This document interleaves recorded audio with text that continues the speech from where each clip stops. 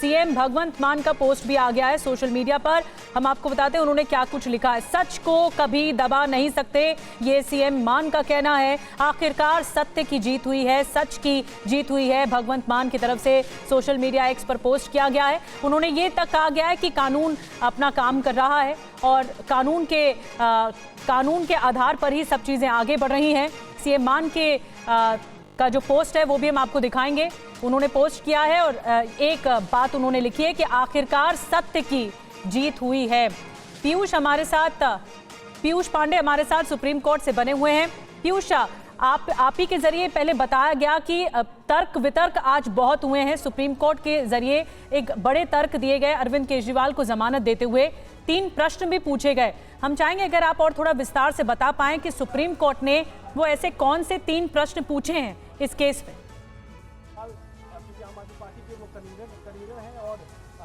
बिल्कुल, देखिए supreme court ने जो 3 प्रश्न निर्धारित किए थे उसमें आरोप पत्र का दाखिल किया जाना, ईडी केस में जमानत मिलना और इसके अलावा कितने समय से जेल में है, ये तीनों प्रश्न जो है उन पर विचार किया। चूंकि इस मामले में जो सीबीआई का ये कहना था कि लोअर कोर्ट अरविंद केजरीवाल गए ही नहीं हैं और ऐसी स्थिति में जबकि उनकी ओर से high court merit petition file की गई और हाई कोर्ट ने भी उन्हें कहा कि आप लोअर कोर्ट जाइए और उसके बाद भी वो सुप्रीम कोर्ट चले आए, तो ऐसी स्थिति में कितना जायज़ होगा जमानत देना। और उन्हीं आधारों पर सुप्रीम कोर्ट ने यह तय किया कि जमानत दी जानी चाहिए। जबकि गिरफ्तारी को लेकर के जस्टिस सूर्यकांत और जस्टिस उज्जवल भुइयां दोनों के फैसले अलग अलग हैं। जस्टिस भुइयां ने कई टिप्पणियां की हैं। उन टिप्पणियों में जो कामकाज है, बेसिकली जो दबाव डाला जाता है सीबीआई पर, उसको लेकर के सवाल उठाए गए हैं। और इसके अलावा जस्टिस सूर्यकांत ने अपने फैसले में किसी भी तरह से जो गिरफ्तारी की गई थी उसको गैरकानूनी करार देने से मना कर दिया है। जबकि इसके उलट जस्टिस भुइयां ने ये कहा है कि ये जो टाइमिंग थी वो गलत थी। तो कुल मिलाकर के दोनों ही जजों ने गिरफ्तारी के मसले पर अलग अलग फैसले दिए, जबकि जो जमानत थी उस पर एकमत होकर के फैसला दिया कि अरविंद केजरीवाल को जमानत मिलनी चाहिए और उन्होंने रेगुलर बेल प्रदान कर दी। नहीं, लेकिन पीयूष, जस्टिस भुइयां के फैसले से क्या ये संकेत मिलते हुए नजर आ रहे हैं या फिर इसे ऐसे देखा जा सकता है कि वो ये मान रहे हैं कि सीबीआई ने जिस तरह से गिरफ्तारी की वो सही नहीं थी, वो उचित नहीं थी? बिल्कुल समीर, देखिए जस्टिस भुइयां ने अपने फैसले में सीधे तौर पर जो गिरफ्तारी की टाइमिंग थी, क्योंकि 22 महीने बाद अचानक सीबीआई तब कार्रवाई करती है जब लोअर कोर्ट की ओर से अरविंद केजरीवाल को जमानत मिलने वाली होती है या ये संकेत आ जाते हैं कि अरविंद केजरीवाल को जमानत मिल सकती है। ऐसी स्थिति में उन्हें तब गिरफ्तार किया जाता है जब वो जेल में होते हैं। और इसी वजह से सीआरपीसी के सेक्शन 41 सबसेक्शन 3 पर काफी देर विचार किया गया था और सुप्रीम कोर्ट ने दोनों पक्षों की दलीलों को काफी देर तक सुना था।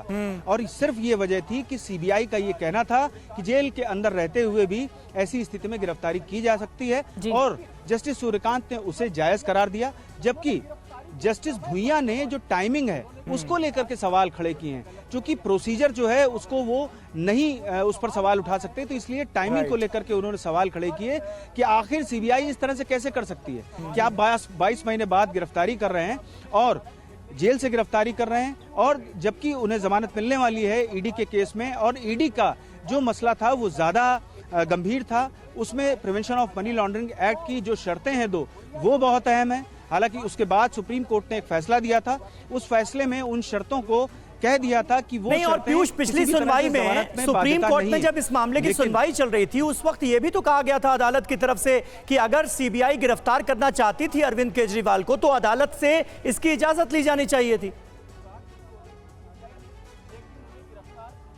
बिल्कुल, देखिए अदालत से इजाजत ली गई थी, बेसिकली लोअर कोर्ट से इजाजत इसकी ली गई थी और बिना इजाजत की गिरफ्तारी नहीं की जा सकती, उसके लिए नोटिस जारी करने पड़ते हैं। और जो एडिशनल सॉलिसिटर जनरल थे उन्होंने ये बताया था कि हमने नोटिस इसीलिए नहीं जारी किया क्योंकि हमने अदालत से इजाजत ली थी। तो यही वजह है कि जस्टिस भुइयां ने अपने फैसले में जो टिप्पणी की है उसमें प्रक्रिया पर सवाल नहीं उठाए हैं, बल्कि उनका ये कहना है कि जो टाइमिंग थी 22 महीने बाद आपने अचानक गिरफ्तार किया, जबकि ईडी के मामले में उन्हें जमानत मिल गई थी। ईडी का जो मसला है वो ज्यादा गंभीर है, prevention of money laundering act की 2 अहम शर्तें हैं, तो ये सारी चीजें जस्टिस भुइयां ने अपने फैसले में कोट करते हुए ये टिप्पणी कर दी कि सीबीआई को इस धारणा को बदलना चाहिए कि वो पिंजरे में बंद एक तोता है। यही टिप्पणी 2012-13 में भी की गई थी। इसके अलावा एक और अहम टिप्पणी की गई कि सीजर की पत्नी को संदेह से परे होना चाहिए। तो आप समझ सकते हैं कि इस मामले में जस्टिस भुइयां की जो मंशा है और जो उन्होंने संकेत दिया है सीबीआई को, वो सीधे तौर पर यह दिया है कि वो स्वायत्त संस्था है और ऐसे में वो स्वतंत्र जांच करे, सही जांच करे, निष्पक्ष जांच करे। और उन्होंने ये भी कह दिया है कि हम जांच पर कोई सवाल नहीं उठा रहे हैं। तो कुल मिलाकर के उनका ये कहना था कि सीबीआई किसी भी तरह से किसी दबाव में काम नहीं करे। बहुत बड़ी टिप्पणी है। और जैसा कि पीयूष आपने जिक्र किया, जब यूपीए की सरकार थी 2012-13 में, तब भी ये टिप्पणी बहुत महत्वपूर्ण थी। और ठीक 9 साल बाद, 8-9 साल बाद ये टिप्पणी फिर से आना, देश की सर्वोच्च अदालत की तरफ से आना, सीबीआई की क्रेडिबिलिटी पर सवाल उठाती है, उसकी विश्वसनीयता पर सवाल उठाती है। एक बहुत बड़ी टिप्पणी है जिसका असर जरूर देखा जाएगा और वार पलटवार भी देखा जाएगा। इस बीच आपको बता दें, केजरीवाल को जमानत के बाद कांग्रेस और आरजेडी बीजेपी पर हमलावर हो गई है। सुनिए प्रमोद तिवारी और मनोज झा क्या कुछ कह रहे हैं। हमारे झारखंड के गठबंधन के मुख्यमंत्री को जमानत और अब अरविंद केजरीवाल जी को भी सुप्रीम कोर्ट ने उनको ये पाया है कि ये केस जमानत के योग्य है। जन्नाटेदार करारा तमाचा है ये मोदी सरकार पर, जो राष्ट्रीय एजेंसियां हैं जांच की, उनका दुरुपयोग एक फ्रंटल संगठन के तौर पर करके पूरी तरह इस देश में भय, आतंक का वातावरण कायम कर रही थी। ये होना था और ये हर एक केस में होगा, क्योंकि सारे केस फेक, फिक्टिशियस दिल्ली के बीजेपी दफ्तर में बैठ के बनाए गए थे। मैं बार बार आगाह कर रहा हूं कि इन्हें पता है सत्ता हस्तांतरण की चीज होती है। अभी हेमंत जी के केस में हाई कोर्ट का ऑब्जर्वेशन सुनिए, पढ़िए, और आज इस केस में पढ़िए। तमाचा पड़ा है ना, सिर्फ ईडी, आईटी, सीबीआई को नहीं, उनको भी पड़ा है जो ये स्कीम और प्लॉट करते हैं। तो चौतरफा हमला किया जा रहा है बीजेपी पर। एक तरफ आपने कांग्रेस के नेता को सुना, आरजेडी के नेता को सुना, साफ तौर पर कांग्रेस और आरजेडी हमलावर है। इस बीच आपको बता दें, कांग्रेस का बयान आ गया है तोते वाली टिप्पणी पर, जो सुप्रीम कोर्ट ने तोते वाली टिप्पणी की है, इस पर कांग्रेस की प्रतिक्रिया आ गई है। सरकार इस टिप्पणी से सबक ले, ये कहना है कांग्रेस का। कुछ देर पहले आपने प्रमोद तिवारी को भी सुना, उन्होंने कहा कि एजेंसियों का सियासी इस्तेमाल बंद होना चाहिए। सरकार इस टिप्पणी से सबक ले, जो सुप्रीम कोर्ट ने टिप्पणी की है इससे सबक ले सरकार, ये कांग्रेस ने वार किया है। एजेंसियों का सियासी इस्तेमाल बंद होना चाहिए। क्या कुछ कहा कांग्रेस की तरफ से, आइए फिर से सुनवाते हैं आपको। आप लोग लगातार आरोप लगाते आए हैं कि मोदी सरकार जांच एजेंसियों का बेजा इस्तेमाल करती है। आज सुप्रीम कोर्ट ने कहा है कि सीबीआई को पिंजरे में बंद तोते की छवि से बाहर निकलना चाहिए। इससे बड़ी और ऑब्जर्वेशन क्या हो सकती है? और सेंट्रल सरकार को इससे कुछ सबक लेना चाहिए जी। ये टोटल इंडाइटमेंट है जो इनकी पॉलिसीज़ है कि सारी एजेंसीज़ को इस्तेमाल करना फॉर पॉलिटिकल रीजंस। सबसे अनफॉर्चुनेट बात है, एक तो है कि आपने कोई गलत काम करने वाले आदमियों को गिरफ्तार कर रहे हो या उनमें से कुछ आपने निकालना है।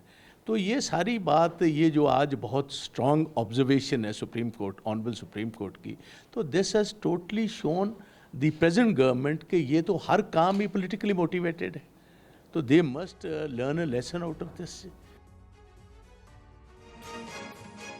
तो देखिए, कांग्रेस पार्टी का भी पहला रिएक्शन आपने सुना। इससे पहले प्रमोद तिवारी को भी आपने सुना। जितेंद्र भाटी का एक बार जल्दी से रुख करते हैं। राउज एवेन्यू कोर्ट में वो मौजूद हैं, वहीं पर बेल बॉन्ड भरा जाना है और उसके बाद फिर रिहाई का आदेश आना है राउज एवेन्यू कोर्ट से। ये प्रक्रिया जो है ये कैसे आगे बढ़ेगी जितेंद्र, और इसे लेकर क्या हो रहा है ये भी बता दीजिए जल्दी से। अरविंद केजरीवाल कब तक बाहर आएंगे? बिल्कुल, मैं आपको बता दूं, बहुत संक्षेप में आपको बताता हूं कि कोर्ट ने ऑर्डर प्रोनाउंस कर दिया है। उसका एक विस्तृत रिटर्न ऑर्डर जो है वो अपलोड किया जाएगा। अपलोड करते जैसे मिलेगा, उनके जो वकील है लीगल टीम और उनके ज्वेल की, वो राउज एवेन्यू कोर्ट के स्पेशल जज है कावेरी बावेजा, जहां ट्रायल चल रहा था, उनकी कोर्ट में पहुंचेगी। वहां पर आपको बता दें कि 10-10 लाख रुपए की 4 सिक्योरिटीज जो है एफडी है वो कोर्ट के सामने रखी जाएगी, जहां कोर्ट जो है वेरीफाई करेगा क्या क्या उनकी शर्तें हैं। और देखिए, सीबीआई वाले मामले में जमानत आज मिली है, जुलाई में ईडी वाले मामले में मिली थी, दोनों बेल बॉन्ड भरा जाएगा। उसके बाद कोर्ट जब उनको वेरीफाई कर लेगी बेल बॉन्ड को, तो यहाँ से रिलीज रिलीज ऑर्डर यानी कि रिहाई का आदेश जो है, जिसे परवाना भी कहते हैं, वो यहाँ से एक मैसेंजर है वो तिहाड़ जेल लेकर के जाएगा और वहाँ पर जो जेल सुप्रिटेंडेंट है उसको देखने के बाद में वहाँ से रिहा करेंगे। इस पूरी प्रक्रिया में शाम हो जाएगी, 4 से 5 घंटे अभी और लगेंगे। तो ये प्रक्रिया जो है यहाँ पर अभी चालू नहीं हुई है। सुप्रीम कोर्ट आदेश सुना चुका है, इंतजार हो रहा है कि सुप्रीम कोर्ट का जो रिटर्न आदेश है उसके मिलने का। बिल्कुल।